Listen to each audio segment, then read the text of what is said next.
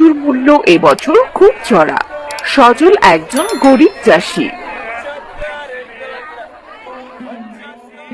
প্রতি বছর সে তার জমিতে বিভিন্ন ধরনের সবজি চাষ করে, কিন্তু কোনো বাড়ি ভালো ফসল হয় না।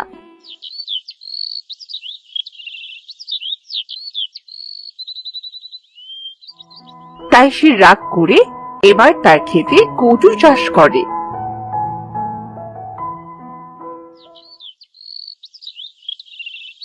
হঠাৎ করে এবছর কচুর মূল্য বেশি হওয়ায় সে বেশ লাভবান হয়।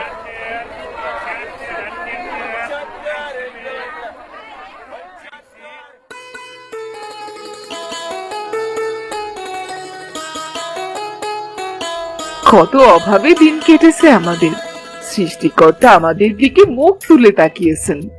হ্যাঁ বউ, কত ফসল জীবনে চাষ করলাম, কোনোবারই ফসল বাড়িতে আনতে পারি না। কিন্তু এবছর রাগ করে কচু চাষ করায় কচুটাই ভালো হলো গো। সবই কপাল, বুঝেছো? সারা বছর যদি কচুর এমন চড়া দাম থাকে, তবে সংসারটা বেশ ভালোভাবেই চলবে আমাদের।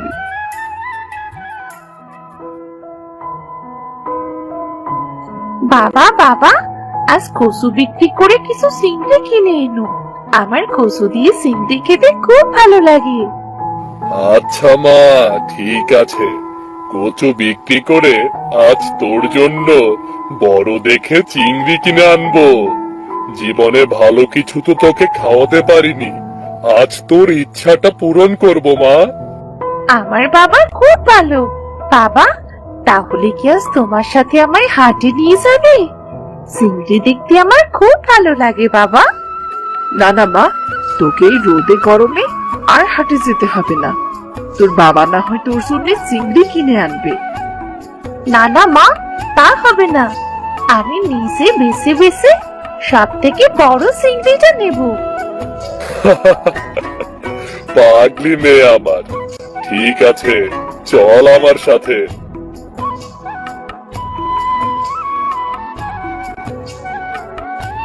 সজল কচুর ঝুড়ি মাথায় করে তার মেয়ে চন্দ্রাকে নিয়ে হাটের দিকে রওনা হলো।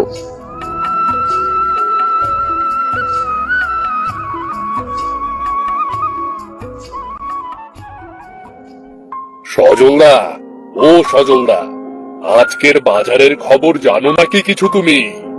কি হয়েছে দিনু, তুমি এমন হাঁপাচ্ছ কেন? তোমার কোনো সমস্যা হয়েছে নাকি? সজলদা, খুব বড় সর্বনাশ হয়ে গেছে গো। বাজারে কচুর দাম আজ থেকে একদম সস্তা। আমার 3 বিঘা জমিতে কচু চাষ করা। সজলদা, এবার আবার কি হবে বলো তো? জমিদারের কাছ থেকে ঋণ নিয়ে আমি কচু চাষ করেছি সজলদা। কি বলছো দিনু? কচুর দাম সস্তা হলে আমি তো আমার সংসারটা চালাতে পারবো না, কি হবে এবার?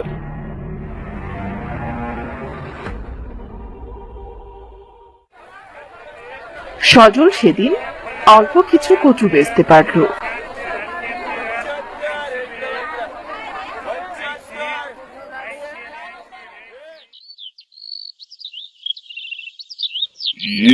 মানে মা চন্দ্রা, আজ যে টাকার কচু বিক্রি করলাম সে টাকা দিয়ে তো চিংড়ি মাছ হবে না রে মা, কি করবো এবার? আমার চিংড়ি মাছের দরকার নেই বাবা। আবার সেদিন তোমার হাতে অনেক টাকা আসবে, সেদিন না হয় চিংড়ি মাছ একটু বেশি করে কিনো। আমার মেয়েটার আল্লাহ কত বুদ্ধি দিয়েছে। চল মা, তাহলে আজ আমরা বাড়ি ফিরে যাই।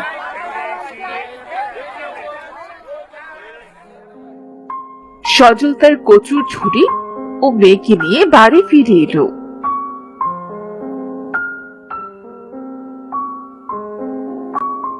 কি গো, আজ কচু ফিরিয়ে আনলে যে? কচু বিক্রি হয়নি বুঝি? না গো বউ, না, আমার এই ফাটা কপালে বুঝি আর কিচ্ছু হবে না। বাজারে কচুর দাম একদমই সস্তা। দিনেশদা তো তোমার থেকে রোজ কচু নিয়ে হাঁটি বিক্রি করতো, তার কাছে আজকের কচুগুলো তো দিয়েও দিতে পারতে। না গো বউ, সেও আর নেবে না বলেছে। দীনেশ বাবু বলল সস্তা জিনিস নাকি হাটে কেউ নিতে চায় না। তাহলে এবার কি হবে? সন্ধ্যার জন্য চিংড়ি মাছ এনেছো?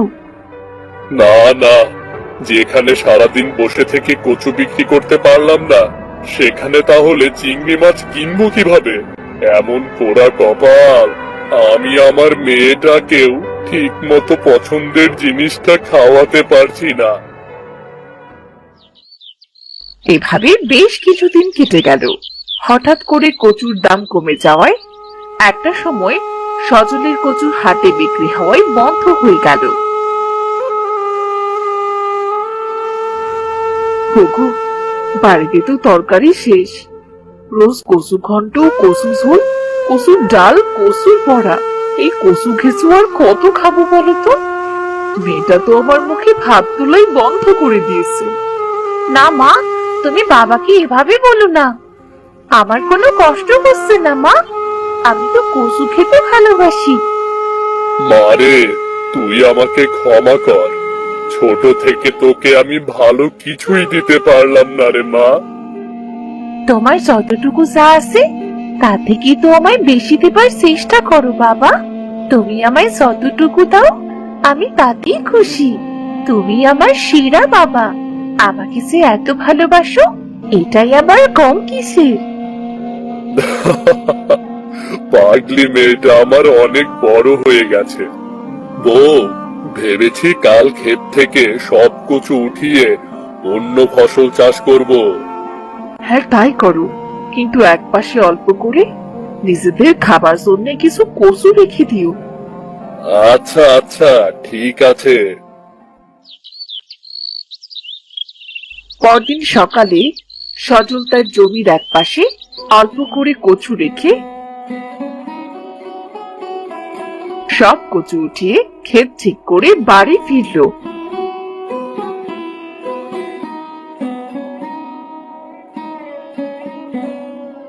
কি গো, কাজ শেষ হলো বুঝি? হ্যাঁ, তা তো হলো। ক্ষেত থেকে সব কচু পরিষ্কার করে তবেই বাড়ি ফিরলাম। জমিদারের কাছ থেকে কিছু টাকা ঋণ নিয়ে তবেই ফসল ফলাতে হবে। তাছাড়া তো আর কোনো উপায় নেই গো। ঋণের টাকা যদি এনে শোধ করতে না পারো তখন কি হবে? জমিদার তো আমাদের ভিটে মাটি কেড়ে নেবে গো। না না বউ, এবার আমি মন দিয়ে চাষবাস করব। আমার ফসলের এবার কিচ্ছু হতে দেব না। পরদিন সকালে সজল জমিদারের কাছে গেল টাকা আনতে। আরে সজল যে, তাই সাত সকালে আমার বাড়িতে কি মনে করে? জমিদার মশাই, আপনার কাছে টাকা নিতে এসেছি ফসল ফলাবার জন্য। ফসল উঠে গেলেই বিক্রি করে আপনাকে সব টাকা দিয়ে দেব। আচ্ছা আচ্ছা, বেশ, তা কত টাকা নিবি? আমি কিন্তু আবার 5,000 টাকার কম দেই না। এত টাকা দিয়ে আমি কি করব? আহা, তোরা বুঝিস না। ফসল করবি, ঘরে বউ বাচ্চা আছে, তাদের একটু ভালো মন্দ খাওয়াবি। তবে মনে রাখিস, সঠিক সময়ে টাকা দিতে না পারলে ভিটে মাটি কিন্তু আমার হয়ে যাবে। আচ্ছা আচ্ছা, বেশ, তাই হবে। আপনি এবার টাকাটা দিন আমাকে। নে, টাকাটা ভালো করে গুনে নে। সজল জমিদারের কাছ থেকে বিদায় নিয়ে বাড়ি ফিরে এলো। নাও, টাকাগুলো ভালোভাবে রেখে দাও। কাল জমিতে চাষ দিয়ে ধানের বীজগুলো রোপণ করে দেব। এত টাকা এনেছো কেন? এত টাকা দিয়ে করবেটা কি? জমিদার বলেছে এর কম টাকা সে দেবে না, তাই নিয়ে এলাম। কাজে যা লাগে লাগাবো, কাজে না লাগলে রেখে দেব।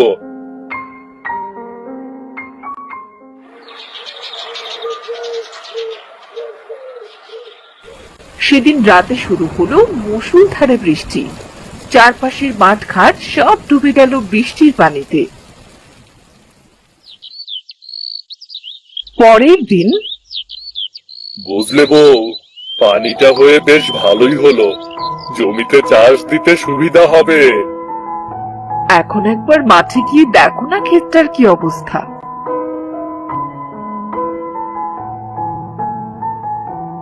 সজল মাঠে গিয়ে দেখলো যেখানে জমির এক অংশে কচু রাখা ছিল সে জমিটুকুই পানিতে পরিপূর্ণ হয়ে আছে। নীল দেখতে ওটা কি লাভ দিল, ভালোভাবে বুঝতেও তো পারলাম না। বোন, আমরা তো নদীর জল থেকে ভেসে এখানে এলাম। ওই দেখ, ওই মানুষটা আমাদের কিভাবে চোখ দিয়ে খুঁজছে। যদি ধরা পড়ে যাই? আরে না, কিচ্ছু হবে না।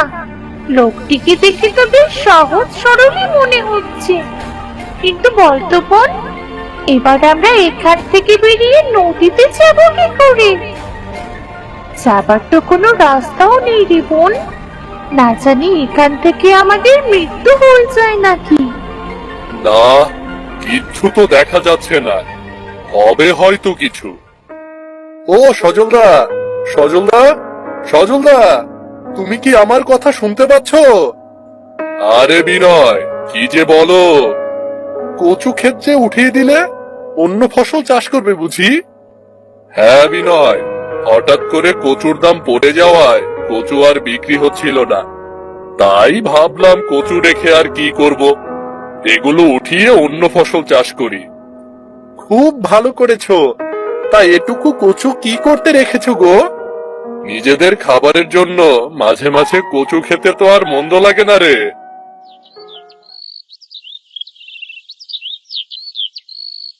কদিন পর থেকে সজল জমিতে চাষ দিয়ে ধানের বীজ রোপণ করলো। কিছুদিনের ভেতরে ধানের গাছগুলো বেশ বড় হয়ে গেল।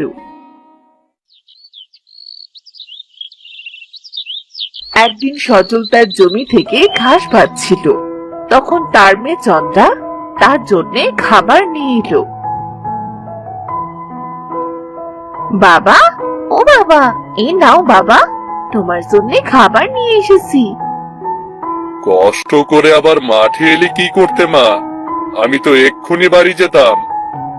মা বলল তোর বাবাকে ভাত দিয়ে ফেরার সময় কিছু কচু নিয়ে যেতে, দুপুরে রান্না করবে সে। ও আচ্ছা, তুই এখানে দাঁড়া, আমি কচু কেটে দিচ্ছি। সজল কচু ক্ষেতের ভেতর নামতেই দুটো চিংড়ি একসাথে লাফ দিয়ে অন্য জায়গায় সরে যায়। ও মা, কত বড় চিংড়ি মাছ গো! বাবা, আমাদের কচু খেতে দেখছি নীল চিংড়ি এসেছে। কিন্তু মা, নীল চিংড়ি তো আমি কখনো দেখিনি, এত বড় চিংড়ি এখানে আসলো কিভাবে রে? ও বাবা, চিংড়ি দুটো ধরে দাও না, মাকে বলবো কচু দিয়ে রান্না করে দিতে। আচ্ছা আচ্ছা, বেশ, তুই দাঁড়া, আমি চিংড়ি দুটো ধরে দিচ্ছি।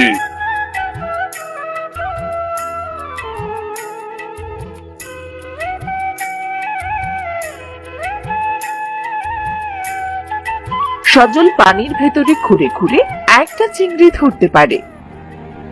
এই তো, একটা চিংড়ি ধরতে পেরেছি, আর একটা ধরবো কিভাবে? ওকে তো ধরাই যাচ্ছে না।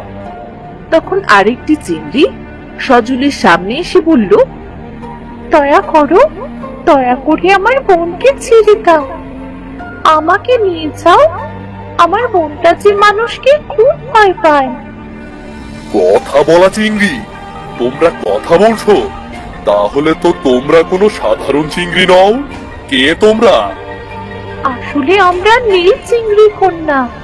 সেদিন বৃষ্টির জলে আমরা নদী থেকে ভেসে এই গর্তের ভেতর পড়েছিলাম, তাই আমাদের চিংড়ি রাজ্যে আর ফিরে যেতে পারিনি। আহারে, না জানি তোমাদের এখানে কত কষ্ট হচ্ছে। চলো, আমি তোমাদের নদীতে আবার ছেড়ে দিয়ে আসি। না না, আমরা আরো কিছুদিন এখানে থাকতে চাই।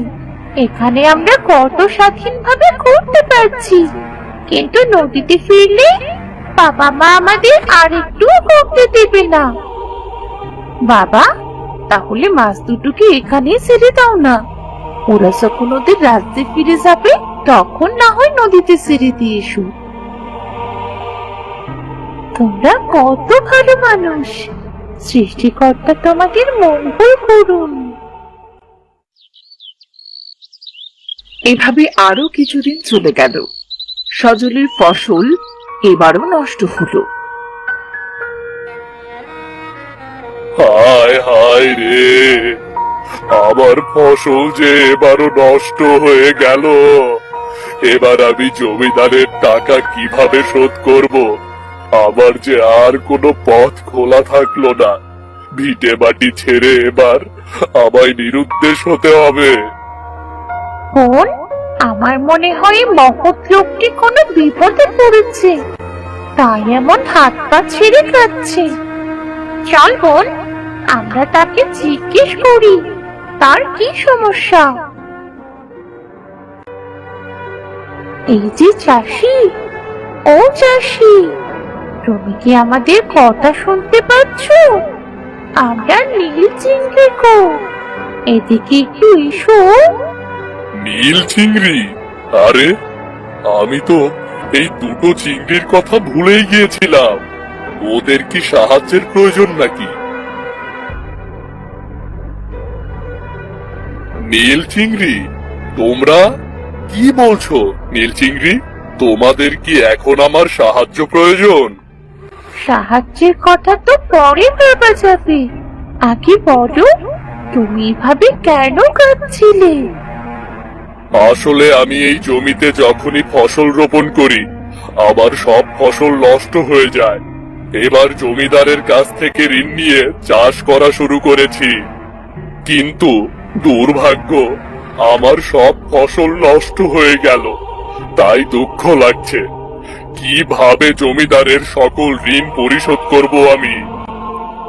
ও এই কথা, তাই তুমি কাঁদছিলে? শোনো, এই মাটিটা তোমার জমিতে ছিটিয়ে দাও, দেখবে এরপর থেকে তোমার ফসল আর নষ্ট হবে না। ধন্যবাদ নীল চিংড়ি, তোমাদের অনেক ধন্যবাদ। এই যে ভালো চাষি, এখানকার পানি দিন দিন শুকিয়ে যাচ্ছে প্রায়। এখানে থাকতে আমাদের খুব কষ্ট হচ্ছে। এবার তুমি আমাদের নদীতে ছেড়ে দিয়ে আসবে? নিশ্চয় যাব। চলো চলো তাহলে তোমাদের আজ থেকে মুক্ত করে দিয়ে আসি।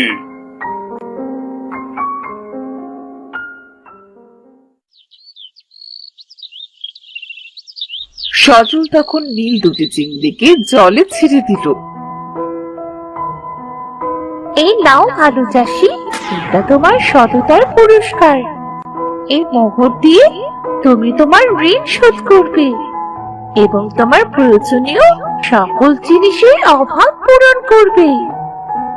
তোমাদের আবারও ধন্যবাদ। ভালো চিংড়ি, ভালো থেকো তোমরা, কেমন?